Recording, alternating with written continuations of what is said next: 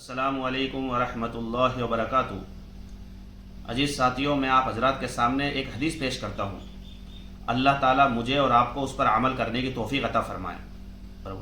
ہمارے نبی صلی اللہ علیہ وسلم نے ارشاد فرمایا کہ جس قوم کے اندر زنا عام ہو جاتا ہے اس قوم کے اندر طاعون یا اس جیسی بیماریاں پھیل جاتی ہے، اور جو قوم ناپ تول کے اندر کمی کرتی ہے تو وہ قوم قحط سالی، پریشانی اور بادشاہ کے ظلم کے شکار ہو جاتے ہیں۔ اس حدیث پر ہم غور و فکر کریں کہ آج دنیا کے اندر عزیز ساتھیوں کیسی کیسی بیماریاں پھیلی ہوئی ہے۔ جیسا کہ ہمارے زمانے کے اندر کورونا وائرس ہوا، اسی طریقے سے ڈینگو، سوائن فلو، نہ جانے کیسی کیسی بیماریاں پھیلی ہوئی ہے، جس کو دیکھ کر ڈاکٹر حضرات بھی پریشان ہیں، حیرت میں ہیں کہ یہ بیماریاں کہاں سے آ گئی، کیسے آئی۔ حالانکہ کبھی ہم نے اس پر غور و فکر نہیں کیا کہ یہ بیماریاں جو آئی ہے وہ خود ہمارے کیے کی وجہ سے آئی ہے، خود ہمارے کرموں کی وجہ سے آئی ہے۔ اللہ رب العزت سورہ شورى کے اندر فرماتا ہے، آیت نمبر 30، وَمَا أَصَابَكُم مِّن مُّصِيبَةٍ فَبِمَا كَسَبَتْ أَيْدِيكُمْ، کہ تم پر جو مصیبت آتی ہے وہ خود تمہارے کرموں کی وجہ سے آتی ہے۔ وَيَعْفُو عَن كَثِيرٍ، اور بہت سے گناہ تو ایسے ہوتے ہیں جن کو اللہ تعالیٰ ویسے ہی معاف کر دیتا ہے۔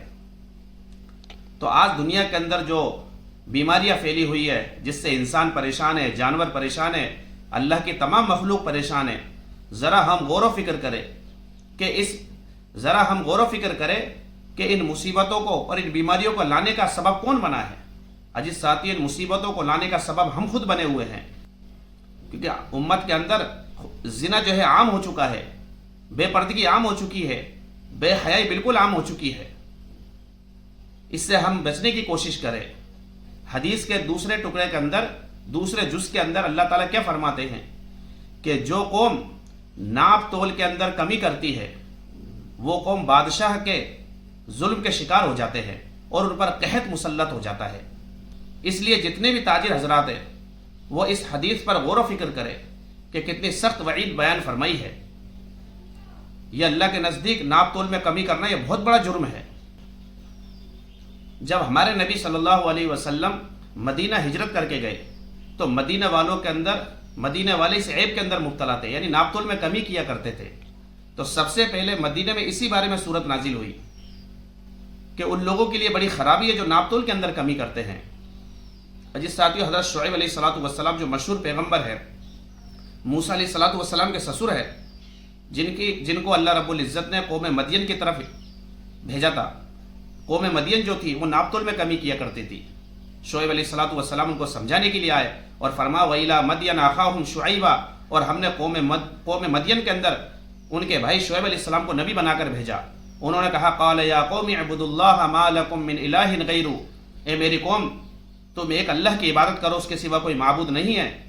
وَلَا تَنقُصُوا الْمِكْيَالَ وَالْمِيزَانَ، اور تم ناپ تول میں کمی ہرگز مت کرو۔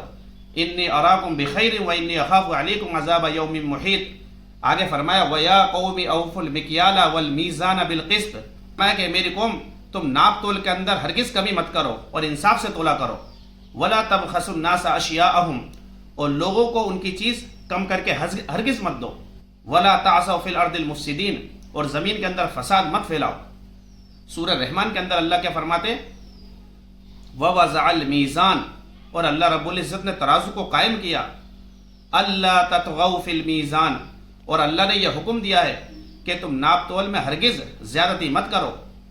وَأَقِیمُوا الْوَزْنَ بِالْقِسْطِ، اور لوگوں کے درمیان انصاف کے ساتھ ناپ تول کرو۔ وَلَا تُخْسِرُوا الْمِيزَانَ، اور ہرگز اس کے اندر کمی زیادتی مت کرو۔